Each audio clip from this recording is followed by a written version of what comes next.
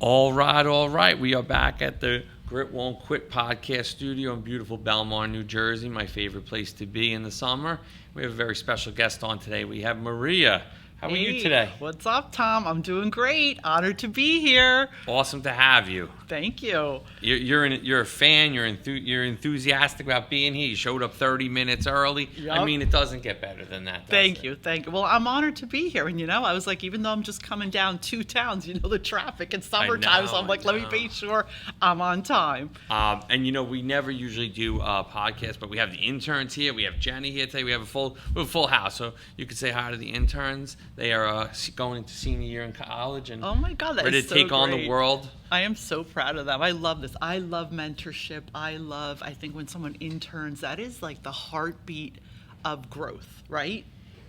That just, it's something that to me, like I mentor also in my brick and mortar and in my online business. I really feel like that is how we impact the future, right? Share the goodness. They don't think we're just crazy, but maybe they do. Who knows? Well, they probably think we're old and crazy. Yeah. I mean, that's what my kids think. They're like, all right, Ma, please get off of TikTok. What are you doing? I'm like, don't watch me. You're not my ideal client. Get off my YouTube channel. They must love that. Oh, they do love that. They do love that. Are they business owners themselves? No, so my daughter is in finance. She's corporate. She respects what I do, but she's all corporate. And my youngest is into business, so he wants to be an entrepreneur. He's very out of the box like me. He's got the hustle. Yeah, forward thinking hustler. Yeah, totally. All right, totally. Good. How old is he? So he's 17. Max All right. is 17, and Isabella's 24. Now, Max gonna go college, or he's gonna just start doing things on?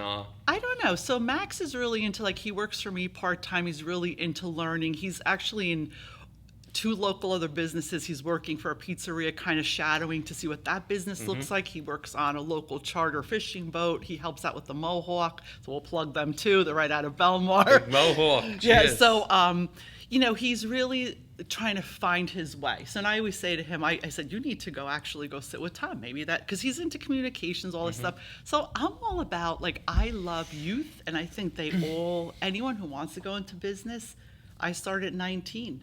You can do it. You can have a long, beautiful career in business if you have grit. Totally. The name of the podcast, Grit Won't Quit. That's it. So let's dig right into it. So you were 19 years old. Yeah. Were you down on the Jersey Shore? No, so I'm from Union, New Jersey. Okay, exit 140. I'm a product of vocational school. I went to Union High School, and I did not aspire to be a hairdresser. I was like, what's the fastest path to cash? And you didn't want to go drug dealing, huh? No, that wasn't an option. So I was like, all right, what am I going to do here? So I was like, I don't know, let me go Vogue. I wasn't going to do auto body. It just wasn't my thing. So I'm like, all right, let me be a hairdresser. And not because I didn't have the brains to go to college. There wasn't the funds. And I just wanted money. I wanted to make money. I wanted a nice car. So that's what I did. What was your first car when you got the money? A Z28, of course. I thought you were going to say an IROC. So. Well, it was close enough. It was a Z28, my kids make fun of it. It had the bra, the louvers. I would expect nothing else. North Jersey, there you go. I totally, I said, I thought it would be an IROC. Yeah. So, shout out to the IROC community. Yes, yeah, right, exactly. There's some Guidos still out there driving it. Yeah, I love that, right? Who knows what happened to that car? So that's how it started. And I just happened to be really good at chemistry in vocational school in the color. So I immediately kind of caught on. I was like, all right, I'm going to be good at this. And I had a business mind because I was very forward thinking. I just wanted more all the time. So I graduated vocational school at 17, and I worked 3 part-time jobs while I was in high school. At 2 salons and a clothing store. So I was working hard and hustling. So I would say I earned what I got. So Max is in the same boat. Yeah, Max is in the same boat. I couldn't convince him to go to beauty school. I'm like, listen, you could take over mommy's salon. He's like, no, Ma, I can't. He goes, I'll be the CEO, but I am not doing people's friggin' hair. That's funny. Yeah, so that's how the journey started. And so now 38 years later, you've had other businesses along the way. Yeah, I've owned 11 salons and spas. 11 different salons. Different salons and spas, different sizes, 40 employees, 10 employees, all different size spas. I've owned a cab company, I've owned a recycling When you say cab company, you yellow cabs? It was like a cab, 88 Taxi in Brick, New Jersey. 88 Taxi. It was called, yeah. Okay. My ex-husband had a dream. He wanted his own business. So he wasn't an entrepreneur. So I tried. I was like, all right, here, listen, I don't know anything about the cab company, but let me do research. And mind you, there was no Google or research when I did this. And we started, and it did really well, but I had a little baby at the time, my Isabella, so it was just my bandwidth. I couldn't, it was just too much for me. Like, I had 2 brick and mortars, a cab company, but I started it up from scratch, bootstrapped it, my own money, built it where it was profitable, and then we flipped it. I sold it because I just couldn't manage it. Sure. I mean, I'm very transparent. Like, it's not always as easy as it sounds. Owning a small business is hard. I say it every time on this podcast. I say it every time I talk to clients. It's a hard game. It's not for everybody. Yeah. It takes a certain level of craziness. Yeah, right. A little stupidity. Right. But on the other side is, it's what most entrepreneurs, dream about. They have a bad day, they wake up the next day, and it's a new day, and you start over and you just do it. Yeah. I mean, I had a brick and mortar tanning salon in North Jersey. I started 2 beauty brands, meaning you create a private label beauty brand. I marketed it, then you get it to where it's profitable. It can be flipped, or you can just keep it as like passive income. But of course, this all takes work. Even like passive income, you got to do the marketing. You have to stay on top of it. Like, nothing's just like, oh, let me start a business and they're all going to come and buy my stuff. If you build it, they will come. No, it's false not statement. true. False Totally statement. false. Now, how long have you been down on the Jersey Shore? So I moved down here in 1998. All right, so you have 27 years down I'm here. considered a local now. So you're no longer a Benny. No, I'm a local. Yeah, that's right. that's right. And then how long have you had the salon that you have currently? So the salon I have now, I've had 20 years. Wow. Yeah, what I have now is a boutique organic salon. So what does that mean? What does that mean? Okay, it's small. It's very private. It's customized. When the clients come, they're just one-on-one. There's not like other people working there.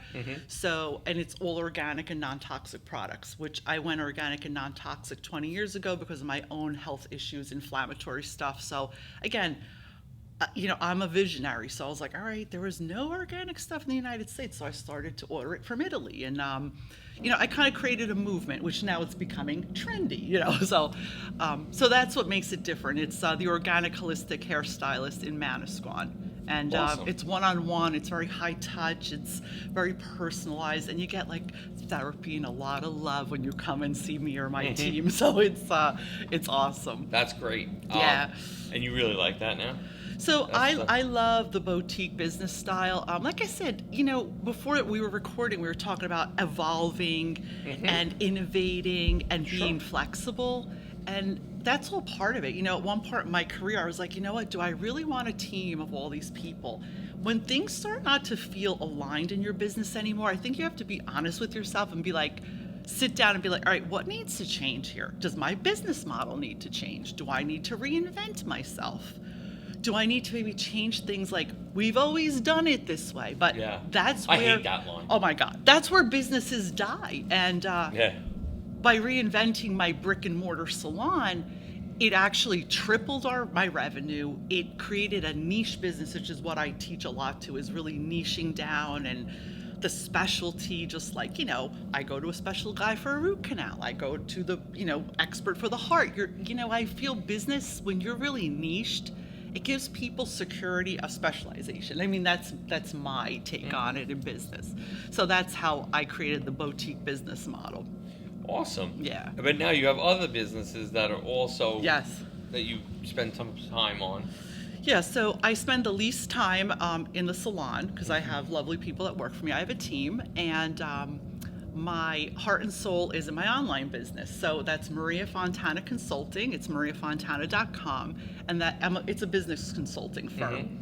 And that's where I help a lot of brick and mortar service-based business owners. Let's just say yourself. You're like, Maria, I've owned a brick and mortar business for so many years. I kind of want to do something else. I just don't know what to do. So I help you create like that exit strategy, the reinvention, teach you how to bring your practice online so you can create like more freedom. So you're like, yeah, I kind of want to get an RV and travel a little bit, but I'm not ready to retire. That's a cool So, idea. yeah. So that's what Maria Fontana Consulting does. And put it on my list. Get an RV. Yeah, I love that. Earlier today we were talking about getting a dog. Now we're into an RV, but the dog can go in the RV. Oh my God, absolutely. Yeah, take the dog with you. Take the dog with me. Yeah. I take Wingman show on the road.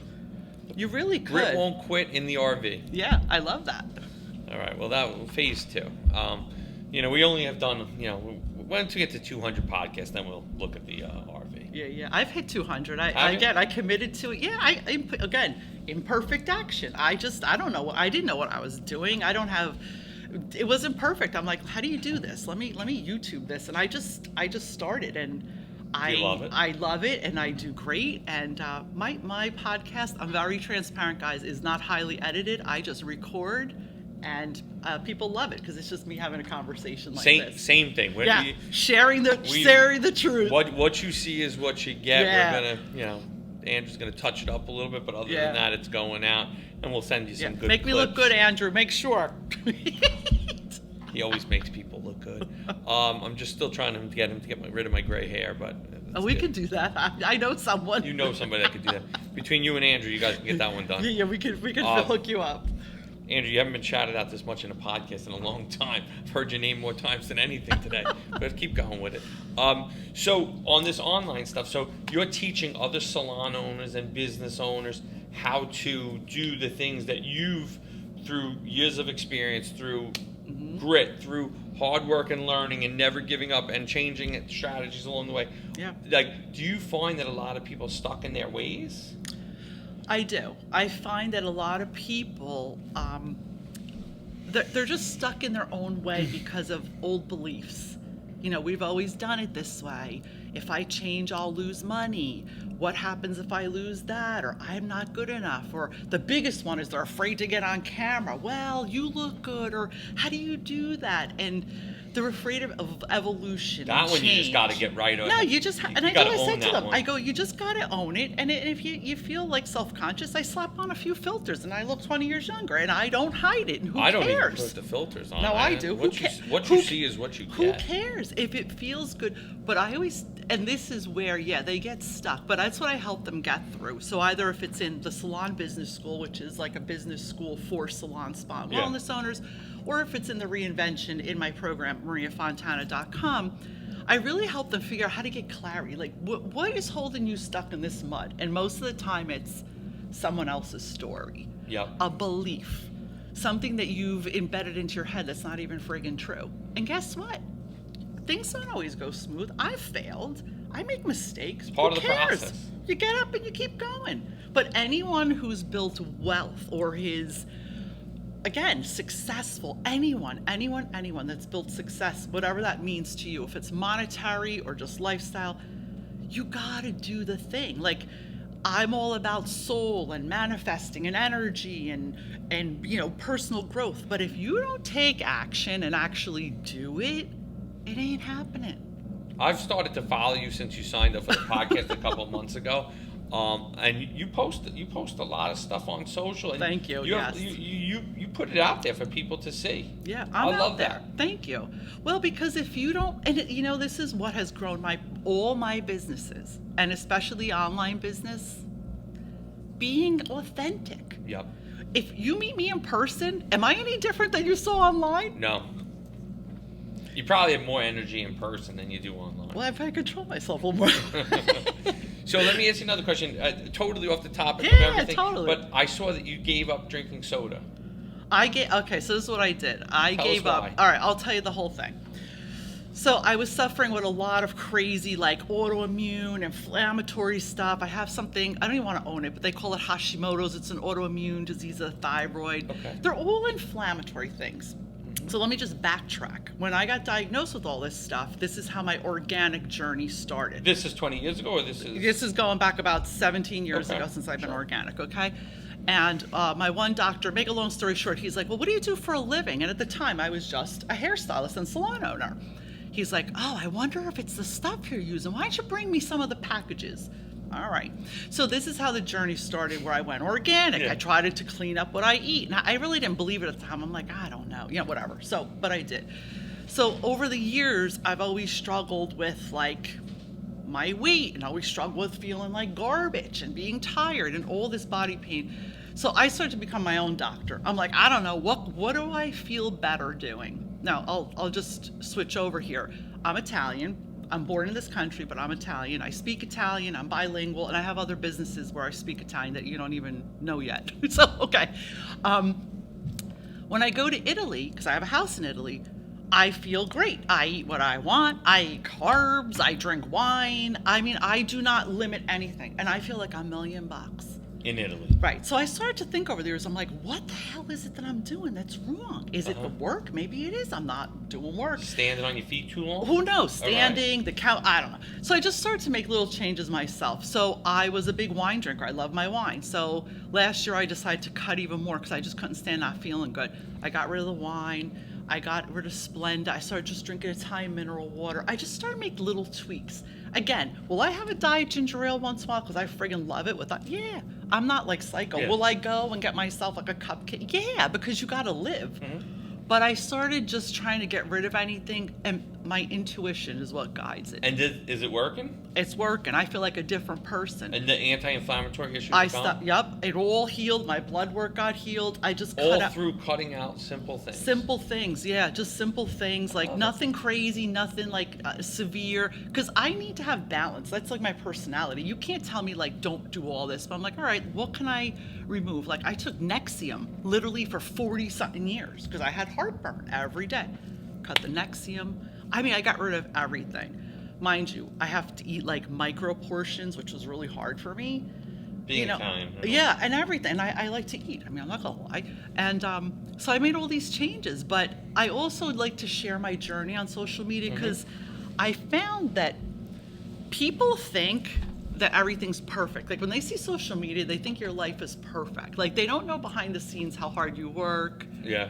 What goes on. So I started to share a little bit more about my life. Like this is what I do. This is, like yesterday I made pizza. I use Italian flour, and I get more like traffic when I post like when I cook totally. or Yeah. because here's love my that. house in Italy. Here's when I'm swimming, and Yeah. they love that. So that's the story. I gave up a lot of stuff. I wouldn't say I gave it up. I just tweaked my diet a little bit. But it's working. And the anti-inflammatory issues are done.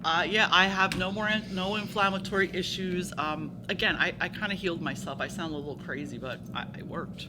Perfect. Wow. So you're a self-healer, Yeah. you're a business coach, you're a salon owner, you've had all these other businesses. Yeah. And now what's kind of the game plan? So, you've had some ups and downs. You flipped some things. Lots of downs. You had some downs, Lots as of every downs. business owner does.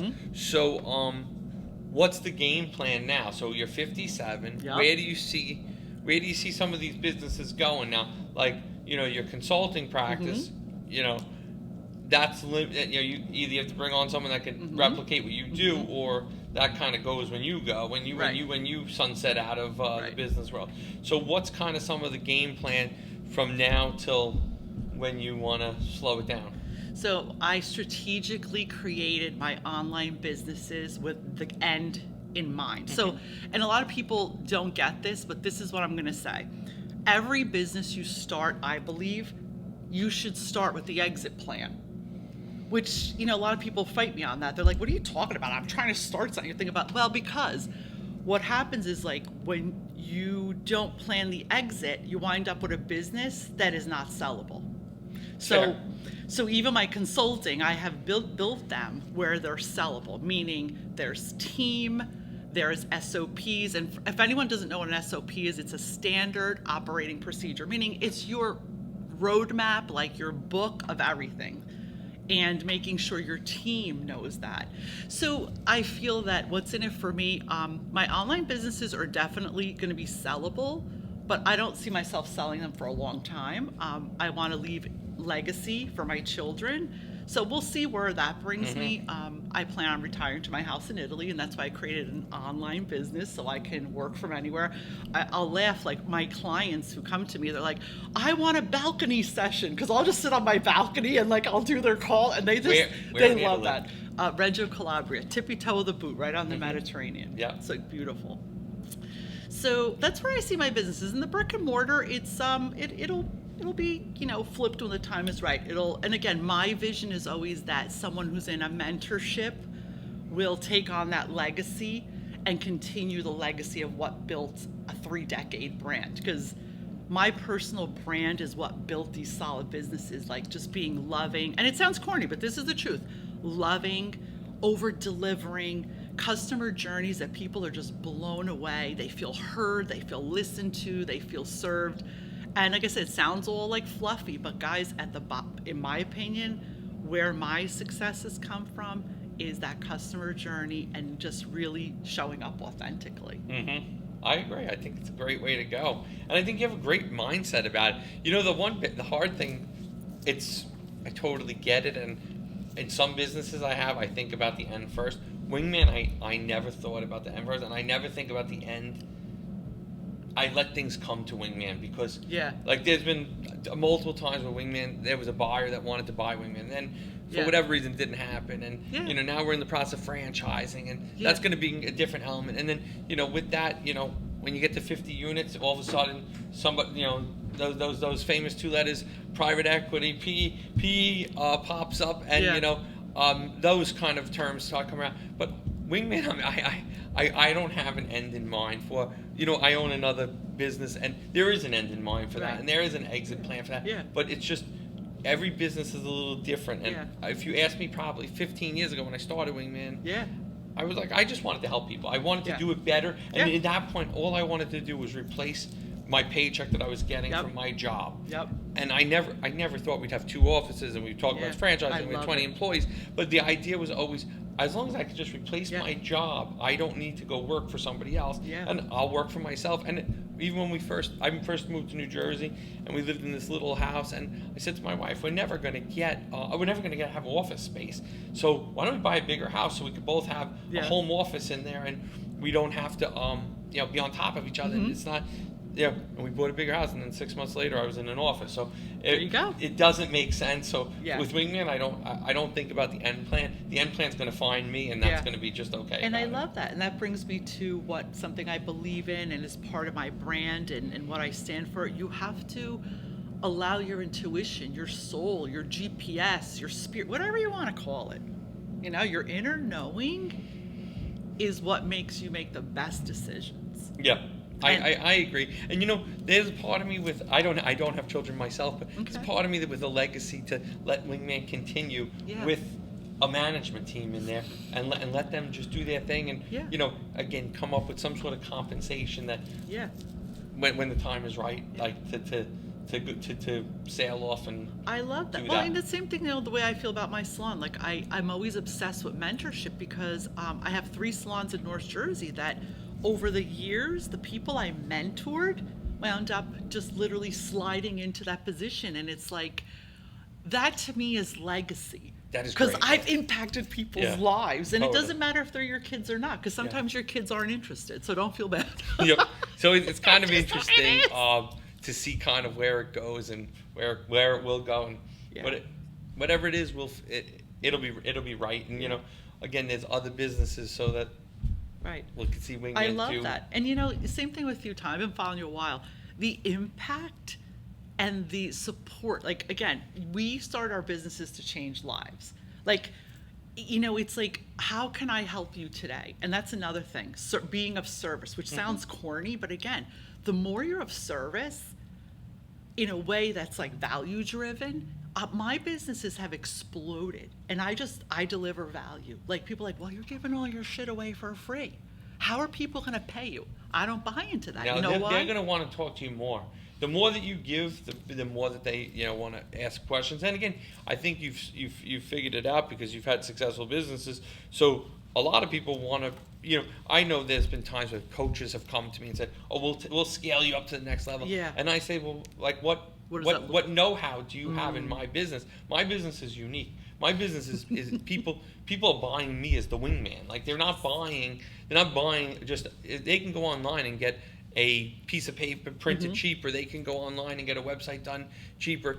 They're buying my time, my expertise, my team's expertise. Right. You know, they're not buying just a product. Like if we were selling widgets, I would use a business coach in a second. Yeah. That's not in this business. But until you're in this business and you know the hustle, and you know when you have a technical issue on a Saturday afternoon and your phone's going off and you got to figure out how to get it done, you know, on an e-commerce website, like. No coach is going to answer my call on a Saturday afternoon. So like I'm very hesitant, and guys have come in and said this, we can help you do this and this, and I'll always come back to what is the relevance back in my business? Yeah, and I love that, and that's what sets me apart in my consulting practice is the high touch, the human part, because in a time where there's so much automation, I'm gonna die on the hill on this one. You need to keep the human connection. The more human connection you keep with people, and I'm all for automation. I love all of it. Like, don't get me wrong. I love all of it, used correctly. But the minute you release that human connection, your business is going to be just like noise, like everyone else. It becomes a commodity. Right. And you know, I definitely agree with you. I love tech. I support tech. I build a lot of tech. But on the same side is I still think that emotional, personal connection is so valuable, you know, just in the fact of talking, you know, even if it's a text message, but it's not an automated text message. Like, totally. You know, it's those kind of things that make customers want to do business with you. I'll make you laugh. I love to laugh. I do. You know, I teach classes inside of my one, you know, business, the Salon Business School, and one of the classes I teach them is how it's more valuable to have someone actually answering real messages. Like I will actually myself in my brick and mortar still answer text messages, and I'll be like, looking forward to seeing you, love you, can't wait. Do you know, like those little human tweaks, that's what explodes businesses. Like even in my consulting practice, it's like I leave a voice note. I'm like, hey, I was thinking about you this morning. I saw what you posted, like good for you, you're doing a great. And people say, oh Maria, how do you have the bandwidth? But if you create what I call time blocking, where every morning I have routines, like where I do these little human touches, and then I do my outreach, I think it's such a huge. And again, that's like my magic, like the human touch and teaching to that. And even us, look, we're here in person. Like we have a new connection now. Like I could just walk in and be like, Tom, blah blah blah. Like it's like there's a whole new thing to it. Totally, I couldn't agree with you more. And I subscribe to a lot of the same theories and, you know, ideas that you do. You know, and again, I think maybe partially because we're a little bit older, we view it a little bit differently.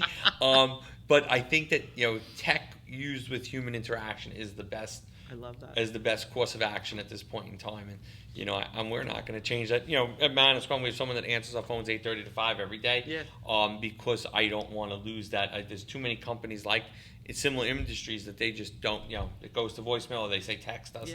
Like, and I'm a huge fan of the text, but I think that there's times where somebody needs to get on the phone with you. So this was a great conversation. This was a great chat. So you have 3 businesses. I'm going to tell you, let people know where to find you. You can give the URLs, you can give your social, you can give all the above, whatever you want to do. So I'm all on social media. The easiest place to find everything is mariafontana.com and thesalonbusinessschool.com. Everything's there. I have a podcast. You'll find everything. Just go to mariafontana.com and you'll find everything without going crazy. Because I also believe low lift. You got to make it easy for people to find you. Couldn't agree more. Well, Maria, thank you for coming on today. This was a great chat, great episode, and I look forward to staying in touch and looking at the great things you're doing. Thank you. You're awesome. Thanks for having me. Thank you. Oh, that was so